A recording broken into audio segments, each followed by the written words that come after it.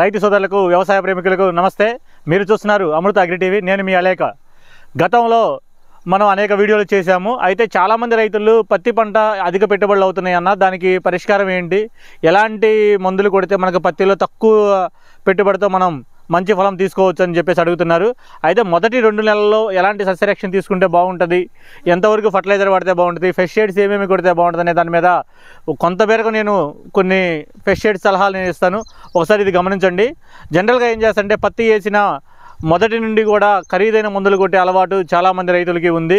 మిర్చి పంటకి ఏ విధంగా అయితే మనం పెట్టుబడి పెట్టి దండకపోయామో అదే మళ్ళీ పత్తిలో రిపీట్ కాకుండా ఉండాలి అంటే ప్రతి రైతు కూడా కొంతమేరకు కెమికల్ యొక్క పర్సంటేజ్ని తగ్గించి పత్తిని పండించుకోవడం అలవాటు చేసుకోవాలి. ఆ క్రమేపీలో మేమేం చెప్తామంటే పత్తి వేసిన మొదటి 20 రోజుల్లోపు ఎలాంటి స్ప్రే కొట్టాల్సిన అవసరం ఉండదు. మొదటి స్ప్రేగా మీరు కొట్టాలంటే మోనోక్రోటోఫాస్తో పాటు వేప నూనె, కానుగ నూనె 1 లీటర్ కలిపి కొట్టుకోవడం వల్ల తెల్లదోమ, పచ్చదోమే కానీ మరి చీడపెడలను కానీ కంట్రోల్ చేసుకోవచ్చు.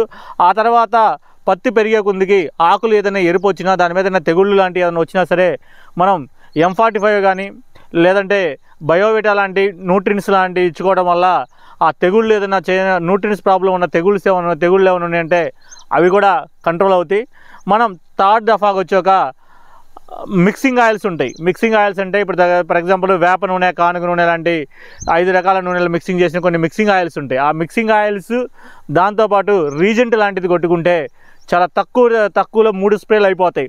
ఈ 3 స్ప్రేలు అయ్యేటప్పటికి పత్తి వచ్చాక పూత పిందె మీదకి స్టార్ట్ అవుతుంటుంది. ఎప్పుడైతే పూత పిందె స్టార్ట్ అవుతుంది మనం పత్తి చేయాలనుకుంటామో అప్పుడు గులాబీ రంగు పురుగుకి కావాల్సిన చర్యలు మనం తీసుకోవాలి.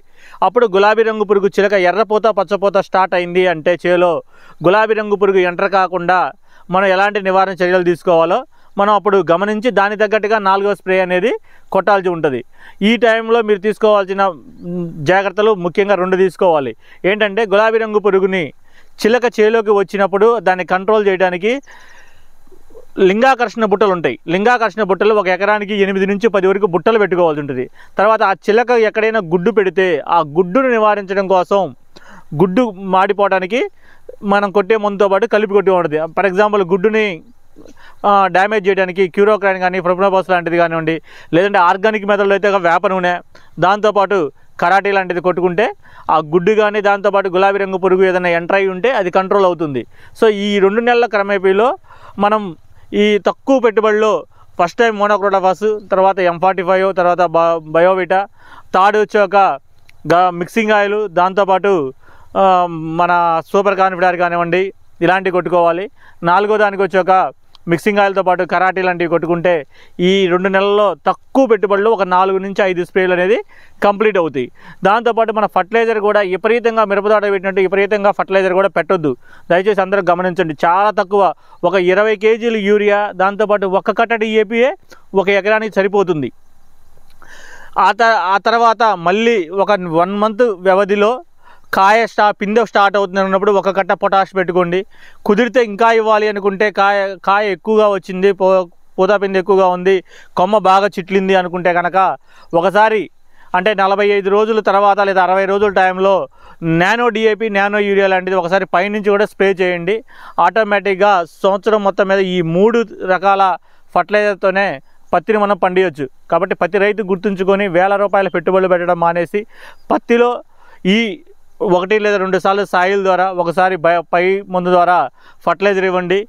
3 నుంచి 4 స్ప్రేలకి తక్కువ ఖర్చుతో మిక్సింగ్ ఆయిల్స్.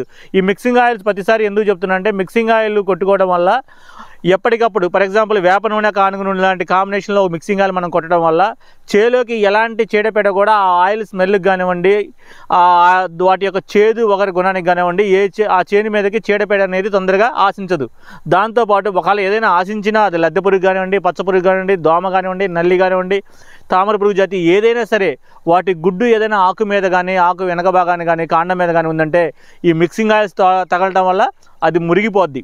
సో మనం ఏ మందు కొట్టినా 15 రోజులకు ఒకసారి మనం కొట్టే మందుతో పాటు ఈ మిక్సింగ్ ఆయిల్ కాంబినేషన్ చేసుకొని తక్కువ రేటు మందులు కొట్టుకొని మనం పత్తి పంటని పండించుకోవచ్చు.